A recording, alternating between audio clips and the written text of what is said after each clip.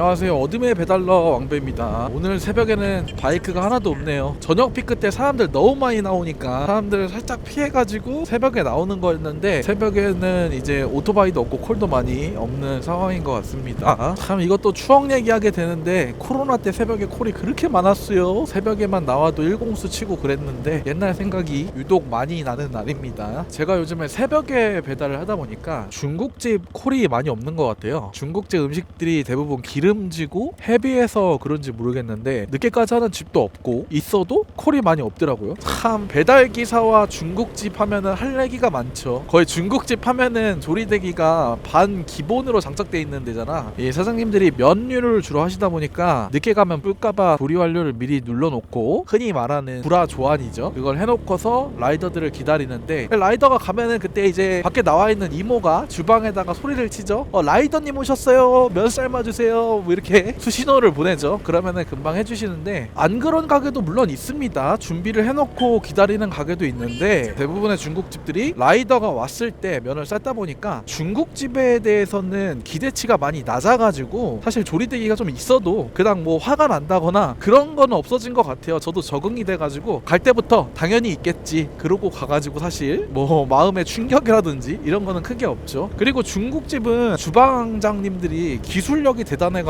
조리하는 것도 금방금방 해주세요. 주방에서 볶음밥 만들고 뭐 짜장면 만들고 이런 거 보고 있으면 재밌어가지고 희망찬란하게 웍질을 하시고 막 기름도 넣고 볶고 하시더라고요. 그거 보니까 재밌어가지고 시간이 꽤나 잘 갔었습니다. 중국집은 구라조안이 일상이라고 해도 배달기사와 뗄래가 뗄 수가 없죠. 배달 음식의 원조잖아 사실. 뭐 치킨, 피자, 짜장면 배달 음식의 원조격이라서 그 친구들을 빼놓고서는 배달을 논하기가 힘들죠. 그래서 저녁 피크 때는 안 갈 수가 없는 애증의 관계인 메뉴인데 사장님들 덕분에 먹고 사니까 감사한 마음은 있어야겠죠. 구라조안이 일상이지만 어느 정도 짐작도 되고 그 와중에서도 면을 다룸에도 불구하고 우리 기사님들과의 약속을 중요시하고 신뢰를 중요시하셔가지고 조리 시간을 잘 지켜주시는 사장님들도 있어요. 중국집임에도 불구하고 그런 가게들은 그 음식의 특성상 늦으면 맛이 많이 없어지는데 라이더들을 위해서 그렇게 해주니까 그런 집은 굉장히 감사한 마음을 가지고 최대한 교통법규를 다 지켜가면서 빨리 갈 수 있도록 노력을 해야겠죠. 참 중국집 하시는 분이 대단한 것 같아. 제가 아까 중국집 음식 만드는 거 보면 재밌다 그랬잖아요. 솔직히 요즘 뭐 공유 주방이나 간단한 메뉴 같은 경우에는 밀키트도 많고 제품 쓰는 거 많아서 음식 만드는데 기술이다 라고 표현할 만한 게 없는데 중국집만큼은 진짜 기술이 맞죠. 아무나 흉내낼 수 없고 그래서 대기업 프랜차이즈가 많이 진입했음에도 불구하고 프랜차이즈가 뚫지 못한 메뉴 중 하나죠. 홍콩 반점 0410 거기도 진입했다가 많이 힘들어하고 프랜차이즈나 이런 거 같은 경우에 알바를 써야 되는데 알바를 쓰게 되면 아무래도 음식 자체가 중식이 난이도가 있는 걸로 알고 있어서 일정한 맛을 내기가 힘든 것 같더라고. 백종원 선생님 유튜브 봐도 지점을 돌아다니면서 홍콩 반점 짬뽕을 먹는데 뭐 어느 지점에서 짬뽕을 먹으면서 그런 말을 한 적도 있죠. 응? 원래 우리 짬뽕 아닌디? 이렇게 리액션을 한 적도 있고 그만큼 이게 대기업 프랜차이즈 경험이 많은 백종원 선생님도 하기가 어려운 게 이 중식이 아닌가 싶습니다. 그런 거 보면 지금까지 살아남은 중식 가게들은 대단한 것 같아. 실력 하나로 살아남은 거니까. 홍콩 반점 뒤에 0410이라는 숫자가 붙잖아요. 그게 무슨 의미인지 혹시 아시나요? 저는 처음에 4월 10일 날 이 브랜드를 만든 건가? 그래서 그 의미를 기르기 위해서 날짜를 숫자로 넣나? 이렇게 생각을 했는데 나무위키에 검색을 해보니까 0410이 백종원 선생님이 예전에 쓰시던 핸드폰 번호 뒷자리라고 하더라고.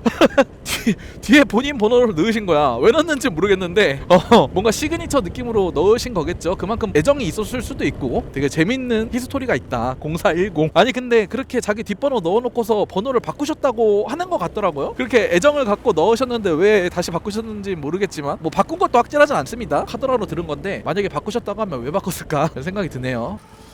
사장님 저렇게 켜놓으면 방전될 텐데. 제가 예전에 금방 나올 줄 알고 이렇게 오토바이 켜놓고 들어갔었는데 겨울이라 온도가 차잖아요. 그래서 금방 방전이 되더라고. 그래서 난감한 적이 있었는데 걱정이 좀 됩니다. 배달하면서 좋은 거 하나는 가게들의 특성들을 다 알게 되는 것 같아요. 사장님 성격부터 매장 청결 상태 어떻게 만드는지 콜 많은지 장사 잘 되는지 이런 걸 다 알기 때문에 주문할 때 도움이 많이 되는 것 같습니다. 중국집 같은 경우에는 정말 천차만별인데 그 중에서 특히나 진짜 위생 상태 같은 게 굉장히 천차만별이거든요. 생각보다 어쩔 때는 되게 좋은 데도 있고 어떤 데는 한번 갔다가 충격 먹고 돌아온 것도 있고, 그래서 중식 음식을 배달시킬 때 참고사항이 되죠. 굉장히 충격적이었던 곳이, 중국집 같은 경우에는 손님 있는 홀 쪽으로 들어오지 말고 뒤쪽 주방 쪽으로 와서 픽업하라는 데가 많거든요. 한 가게에 픽업을 갔는데 보통은 이 도마가 갈색인데 와, 곰팡이가 피어가지고 갈색을 찾아볼 수가 없어. 우드톤을 찾아볼 수가 없고 흰 눈이 내린 것처럼 허연 그 곰팡이들이 쌓여가지고 와, 그거 보자마자 그냥 점심때 먹은 메뉴를 구경할 뻔했습니다. 다시.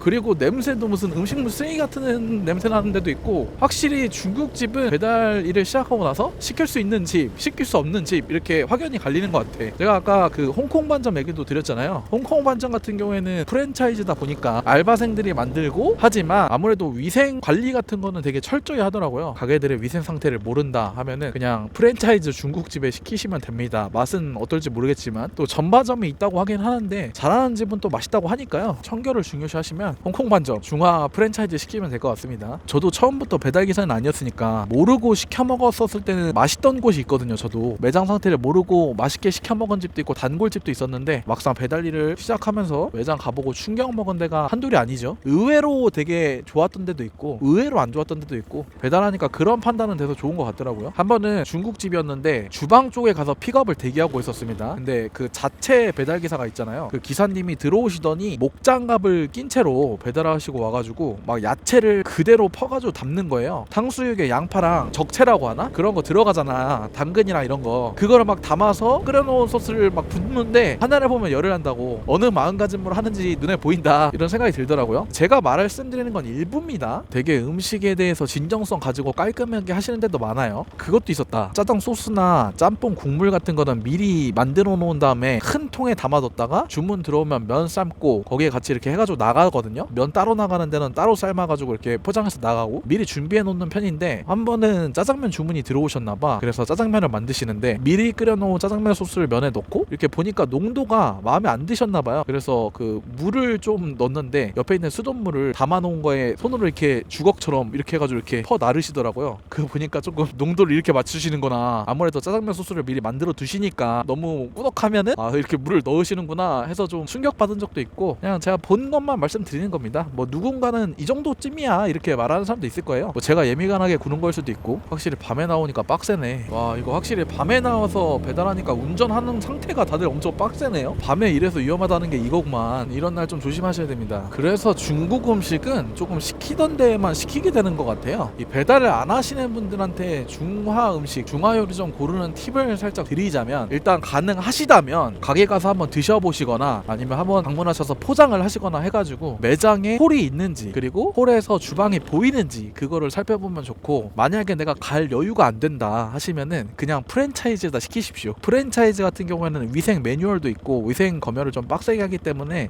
그거는 어느 정도 검증이 돼 있습니다. 맛을 떠나서. 그래서 위생적인 측면에서 선택하는데 고민이 된다 하시면 프랜차이즈가 기본빵을 먹으니까 프랜차이즈 중국집 시키시거나, 너무 맛있으니까 포기할 수 없는 동네 중국집 있다 하시면 한번 방문을 해서 포장하시든지 홀에서 드셔보시든지 하시면 좋습니다. 야, 이 야간에 라이트도 안 켜고 다니네. 저거 안 보입니다. 큰일 납니다. 저거 골목길에서 저러고 다니면. 그나마 여긴 대로변이라서 그렇지 골목길에서 마주치면 저 보이지도 않아. 바로 때려 박는 거야. 하여튼 간에 방문할 수 있으면 주방 상태를 한번 직접 가보는 것도 좋아. 아니면 요즘 부업들 많이 하시니까 가가지고 한번 보시는 것도 괜찮지요. 확실히 배달 한번 돌아보면은 매장 특성 다 알게 되는데, 웬만큼 장사 잘 되는 데는 한 번씩 가기 때문에. 안녕하세요. 감사합니다. 사장님 몸이 거의 보디빌더네요. 무서웠다. 사장님 덩치가 너무 커가지고 살짝 쫄아가지고 빌지를 확인 못했는데 사장님이 전달해준 거니까 뭐 맞겠지? 사장님이 주신 거니까 맞겠지? 솔직히 좀 쫄아가지고 받고 바로 나왔습니다. 확인 못하고. 원래는 사장님이 건네줘도 빌지 확인하고 가거든요. 근데 솔직히 움찔했다. 사장님 등치 너무 커서. 남자는 어쩔 수 없어. 원초적인 힘에 굴복할 수밖에. 자, 그러면은 오늘의 브이로그 여기까지 하겠습니다. 너무 많이 이빨을 털면은 편집할 때 너무 힘들어가지고 여기까지만 끊고 다음 브이로그 때 찾아뵐 수 있다면 찾아뵙도록 하겠습니다.